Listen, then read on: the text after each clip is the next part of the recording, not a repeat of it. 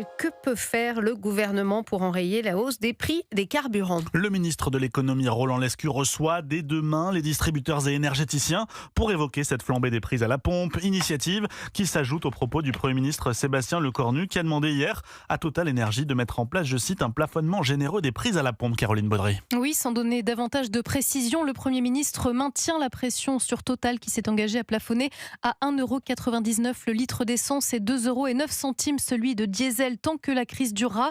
Selon Pascal Delima, chef économiste chez Novamind, difficile de faire davantage pour le géant tricolore qui pourrait être mis en difficulté sur la durée. Total peut absorber quelques centimes, donc c'est faisable, mais plutôt, on va dire, limité à quelques centimes par litre et sur une période bien déterminée. Évidemment que si la crise continue 2 ou 3 mois, la distribution risque de devenir déficitaire. Problématique en termes de concurrence vis-à-vis des autres distributeurs.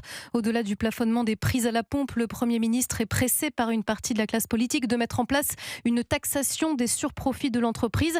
Une proposition démagogique et risquée d'un point de vue économique, selon Philippe Chalmin, économiste, professeur à l'université Paris-Dauphine et président de la Société d'études Cyclope. Je suis assez étonné que des gens que je pense être raisonnables, comme les socialistes, y aient adhéré, mais on retrouve effectivement les deux extrêmes, que ce soit LFI, que ce soit le Rassemblement national.